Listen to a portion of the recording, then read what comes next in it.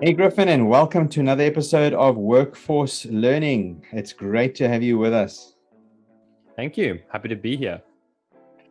So, today we're going to carry on with the topic that we started last time. We were going to do hardware and software with regard to understanding the needs of online meetings together as a one talk show, but then we realized that that may take a little longer. And so we decided to split it rather, right? So, today we're going to focus on the software side of online meetings and discuss what the requirements are there. So you said you want to kick things off. What do you have as recommendations for software? Let's hear some of those and discuss them. Okay, fantastic. And I've got a lot of plan for today. Like you said, so this is particularly revolving around the software, not the hardware of meeting online. So in the previous one, we covered hardware, that being the actual physical devices that you're using. But honestly, when it comes to most of this, software ends up being what's more important. So just because you have a fantastic microphone or camera, making sure you're using the right software for said devices is even more important than the devices themselves. Much like having a great camera is great, but your lighting is more important. So I think the first thing let's cover is audio settings. That being the actual settings that you've configured for your devices. We're not going to go into too much detail with this, but essentially what I want to cover here is checking that you have the right settings, right? So say you, for example, you get a new headset. Say this headset has not only two different modes like hands-free and stereo, but it is also its own device. Now, it would be a little embarrassing joining a meeting and then finding out that you've been using the wrong device this entire time. That would kind of defeat the whole purpose of getting a new device. So this is kind of the area that I'm targeting with this topic. So when you have a new device and now you started having a meeting, you started recording, or maybe you're just meeting with new clients, you want to make sure that you're using the right settings for that device, right? So that includes actually toning your voice to make sure you're not peaking, making sure the microphone is close enough to your mouth, making sure that the actual settings for the microphone is set the way that they should be. And that's all that. Anything that you have in mind regarding that, Randall? Yeah, those are some good points. Absolutely, and like you say, it's a good practice to do it long before the meeting, right? Especially if you're meeting with the CEO of your company or a customer of another company. You don't want to take a chance and waste time at the beginning of the meeting trying to sort out all of your hardware and software things. So make sure those settings are ready for that long before, and do a practice session with a colleague or with a family member, and make sure that everything's working the way that it should be. Some good points. Yeah. And even if you have a setup that you've been using for a long time, right? Even if you've been doing this for a while and you have all of your ducks in a row, you want to go back and check it again before the meeting starts, before you start recording anything, for the simple fact that if something can fail, it usually will. And I know that sounds a little bit morbid, but you can't necessarily control that. There are updates that take place. Devices can fail. Maybe you don't have it actually plugged in. Maybe your default, it will choose your default other device instead of what you actually have plugged in. There's a lot of things that you can't think about that could happen, and you just want to make sure that before you actually start recording, or before you meet with the people that you plan on meeting with, you want to make sure that everything is the way that it should be. You can't leave that really up to chance. It's a bit paradoxical that if it ain't broke, don't fix it, and if it will break, if it can break, it probably will. Yeah, exactly. Between those two, we're actually lucky to have meetings run successfully, but most of them do, which is great. And the next thing that I think we should cover is actually the same, but for video, right? Something that a lot of people don't know is that, say you get now your webcam or your DSLR camera, whatever you're using to record with, you want to make sure that your video settings have been optimized, right? When you get a webcam, you get a camera, or maybe you set your camera as a webcam, or whatever device you're using. These devices are factory set to a certain criteria.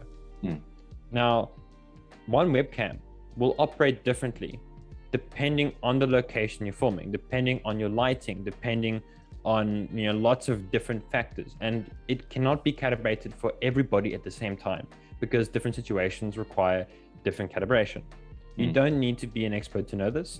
All you need to do is before you use your webcam or your camera, optimize it for your location, optimize it for the lighting, making sure there's enough contrast, make sure it's sharp enough, right?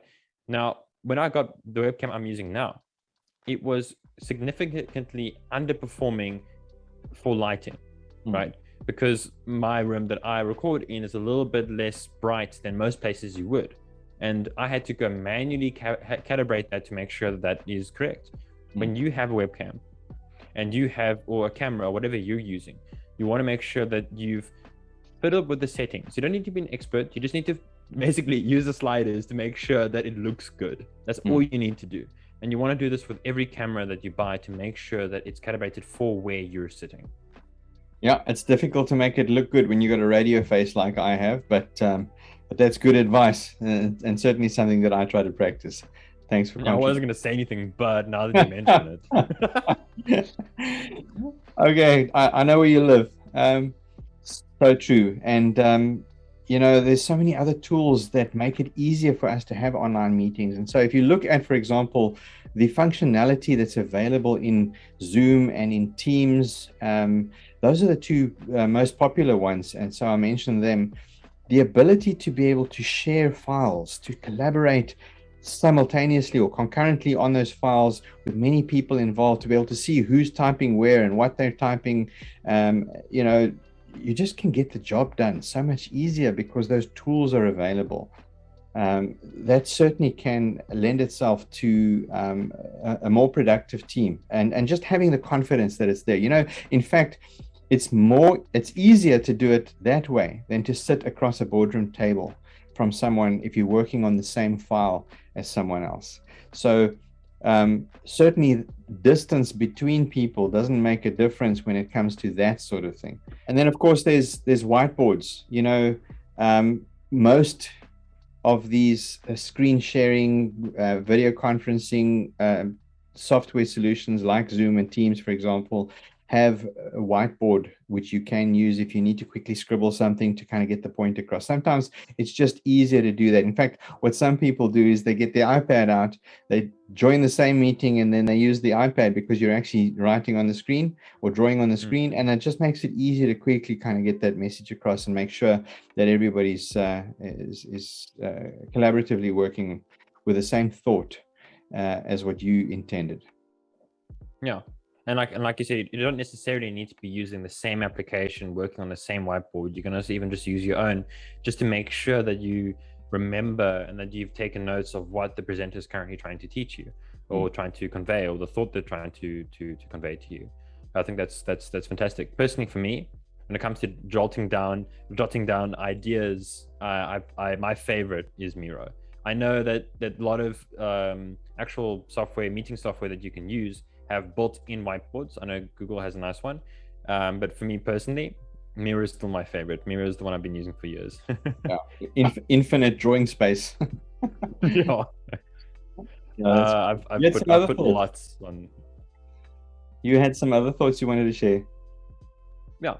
Okay. So the one thing that I wanted to cover with this is background noise isolation, right? One of the biggest biggest hurdles when it comes to recording, or when it comes to actually just meeting with people online, is removing the background noise.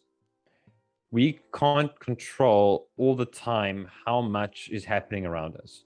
A lot of us are working from home.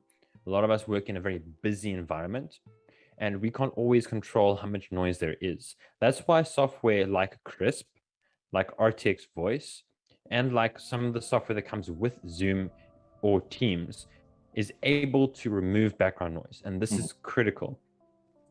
There might be a lawnmower outside, there might be a truck that's emptying cargo, there might be family members that don't know necessarily that you're on a meeting. There's a lot of different variables that you can't control, but what you can control is what you do about that.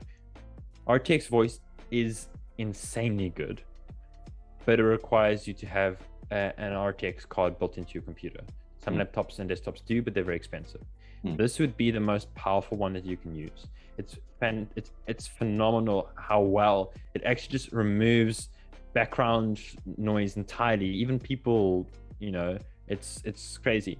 Something else is Crisp. So Crisp has a free trial, but it is paid for. And Crisp works in a very similar way, but it's not as powerful. Crisp actually also comes built into Discord. If you've used Discord before, you'll know that. That's KRISP, right? Yeah, KRISP. And it's also very good. It's not as good as RTX Voice, but that's because it doesn't use your graphics card. It just uses your processing power on your laptop or computer. Otherwise, Zoom and Microsoft Teams both have automatic noise cancellation, background noise isolation. They are very good. I've practiced and I've actually tested Zoom specifically because I use it often, and it's very good. It's quite impressive. I've actually been privileged to have used all of those. RTX Voice is absolutely phenomenal, but I have to say that the tools that are now included in Zoom and Teams really do a fantastic job of removing the background noise. And so for most people that don't need that absolute studio quality sound isolation, that's probably sufficient. And what's more is it has multiple settings. So you can set it on low, medium, or high, depending on what kind of background noise that you expect. And so you could get the noise isolation that you need for your environment. Yeah. Just being of note though, if you do enable that, be careful what device you're enabling that on, because some devices aren't necessarily powerful. Maybe you're having Zoom on an old tablet and you enable this. It could make the video quality choppy. It could mess with your experience because of the fact that that tablet won't have a lot of processing power. Doing stuff like removing the background here and removing background noise or enhancing audio can affect bandwidth and can affect processing power. So just be careful what device you're using and how much network you actually have access to and what you upload and download speeds, because that will affect it. Some good points. Because that takes us back to the hardware session that we had, right? When we talked about the hardware for remote meeting and virtual meetings. If you're listening today and you haven't heard that one, we do recommend that you go back and have a look at that. We can actually link it on this particular video. We can have a link for you to go and view that video too. Yeah. So it's just something to keep in mind, and don't necessarily assume that because you have a tablet that it's going to be choppy, because some tablets are very quick. In fact, the new M1 what's it called, iPads, they're more powerful than my desktop, and I've got a pretty good not desktop, my laptop. My laptop's actually very good. So just because you have a tablet doesn't necessarily mean it's going to be slow. So just keep, obviously keep that in mind. Just be careful what you're using. And then I think the last thing I think we want to cover today, if you don't mind me moving on to the next thing, is picking the right program for you. So depending on what kind of meeting you're having with people, picking the right software for you is quite critical. So there's only 3 that really come to mind that I think is quite crucial for most people. And that is Microsoft Teams, Zoom, and Discord, right? These are 3 gathering together programs. I'm not including recording programs. That's a whole topic. That's a whole topic on its own. But when it comes to just generally meeting together, Zoom is my priority. It's my favorite when it comes to just generally meeting together, just because of the amount of tools that they give you access to and the features that are included. But Microsoft Teams is great for specifically working together and collaborating as a team. So if you're having regular meetings with people that are your team, and that's obviously regular things, the collaboration tools and the scheduling tools that you have access to as part of your Office 365 account, especially if you're in the same organization as the other people, is just superior in every way. Yeah, I must say that Office 365's Teams is a phenomenal solution and so integrated, with everything else. Of course, there is Google Meet as well, which also has some nice tools. But yeah, I would definitely say Teams and Zoom are my two favorites. Unfortunately, you don't always have the opportunity to choose, though, because if you're invited to a meeting, you're normally subjected to whatever software solution the person who's inviting you is using, and so it's good. It's good to be familiar with the more popular ones, just to make sure that you can find your way around if you do need to. Yeah. Thank you very much, Griffin. Thanks for the discussion. Really appreciate it. I'm sure that our viewers have a much better understanding now of the software requirements when meeting virtually with team members or customers and so on. For those who are seeing these new backgrounds that we've got, these are new. We're trying them out. We haven't got our green screens yet, but those are coming. So I'm sure that once we've got our green screens behind us and implemented, that you won't see these fingers disappearing when we're gesturing and so on. And of course, as usual, a little bit of a note from our sponsor. If you do need to get to know some virtual meeting software like Teams and Zoom and so on, please go and visit successfullearningsolutions.co.uk. We've got training on each of those, and we can really assist you to get a clear understanding of how to use them effectively. And something that we haven't mentioned, and maybe we should do a dedicated talk show about this sometime in the future, is how to develop a powerful presentation using PowerPoint, for example. How do you put the slides together? What should you avoid? What should you do? Let's think about that, and maybe we'll revisit that in a later talk show. So thank you very much to everybody for joining us. Thank you, Griffin. And we look forward to seeing you the next time as well. That's us out for Workforce Learning.